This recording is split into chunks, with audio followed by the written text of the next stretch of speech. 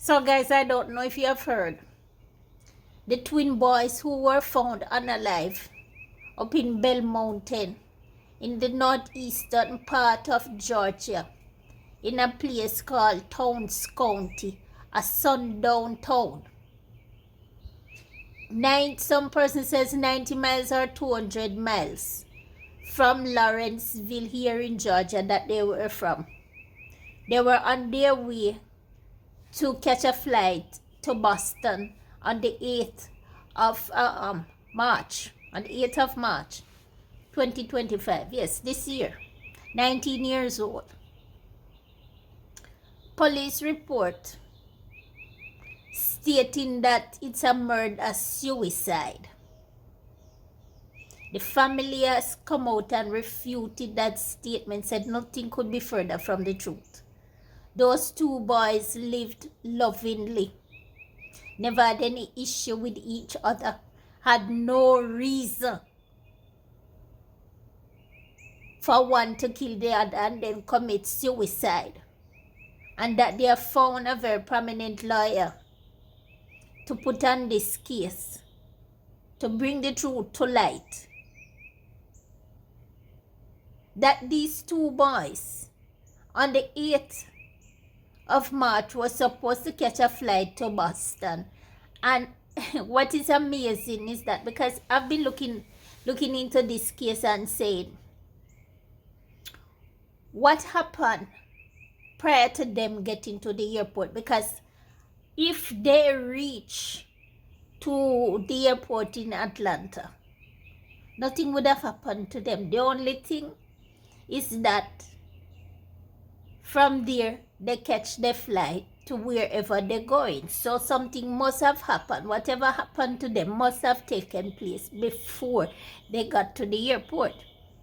Only to hear now that the flight was for 7 a.m. in the morning.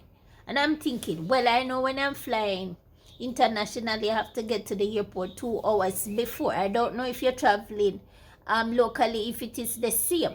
But of course, if you're traveling at 7 a.m. in the morning, if your flight is that early in the morning, you'd want to be there.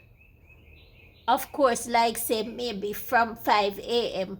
And then you have to calculate the journey from where they live to the airport, which if I was in their position, I'd probably leave out an hour and a half. That just in case anything happens on the road, I could still get there on time. Okay, so I'm thinking they left out maybe about sometime after 3.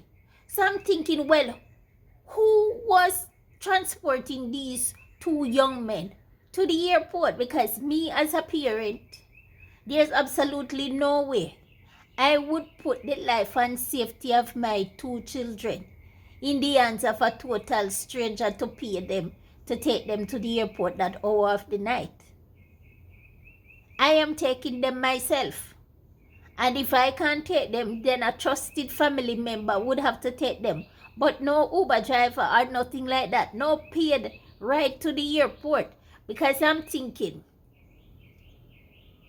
I don't want to think that it would be somebody that they know, somebody that is close to them. We're taking them there and they never made it. And then and then they were found somewhere unbeknown to them, unalive. They were found by hikers, they said, up in the mountain of this faraway place. As a matter of fact, they said that place is a sundown town. And if you don't know what a sundown town, it is a place that is hostile to black people, that could result in the death of any person of color who happened to be at that certain place after dark. It is very, very real.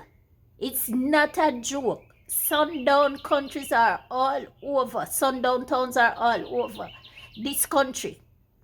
And black people, they said, you might stand a chance in the day, but make sure you make your exit before nightfall, or else you will be found unalive. Persons have been found hanging from trees, As a matter of fact, a guy the other day, a young man, he was a delivery driver, and he was found in South Carolina unalive after going to some town there to make a delivery. And the careless report came back that he went to Walmart and purchased rope, and they found him hanging from a tree. Obviously, he committed suicide. And every single time this happens, and it has been happening more and more, our young black men who end up in these sundown towns are found hanging from trees or something like that. They are found unalive, and the argument always come back that they unalive themselves, which their family have come out time and time again to say this is not true. Absolutely not true. And that's as much as we'll hear. We have heard with these many cases that we have heard about in the past, and it is the same thing with this case.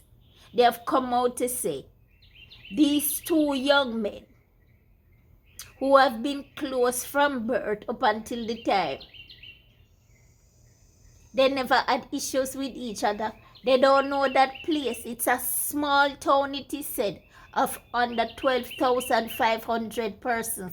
And they have less than 2% of black people living there. They are very hostile to black people. They are not friendly any at all.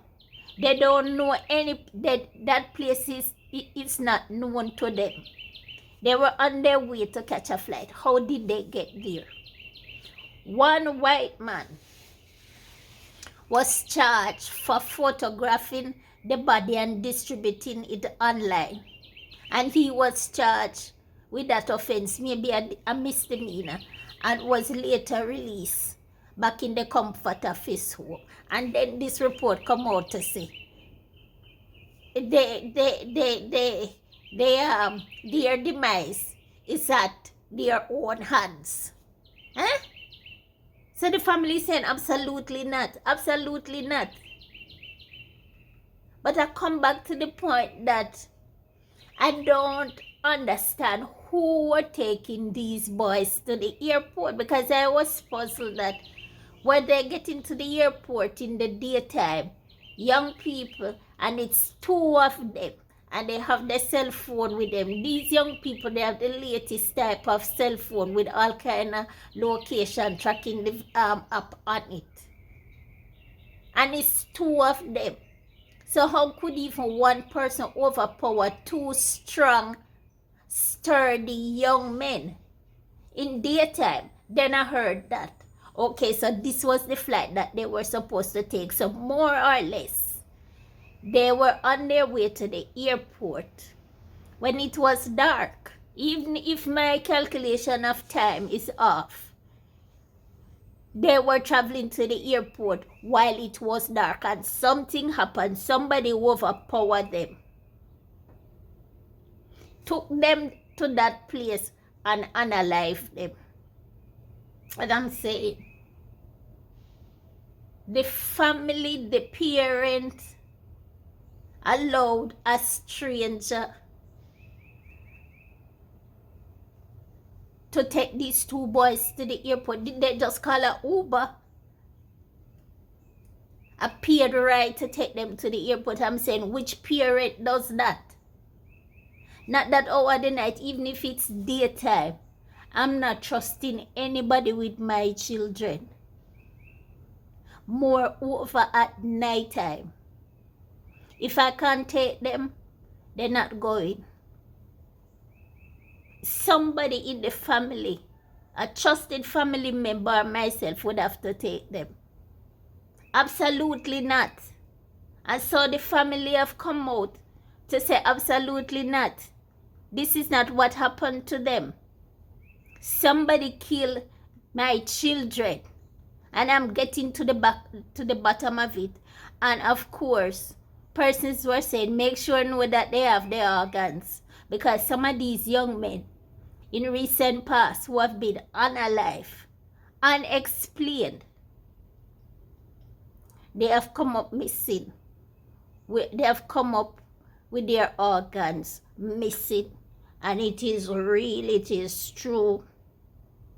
Many family members have come out and said it. We don't know what is happening, but all I can tell people, protect yourself and protect your children. And I know that sometimes the people who hurt us are some of the closest people to us, but I'd prefer to take chance any day with a close family member or a close friend, with the safety of my children or myself, than to take my children or myself and put in the hands of a total stranger in the dead of night that I don't know. It's not going to happen. It would never happen. But whatever the case is, it is sad.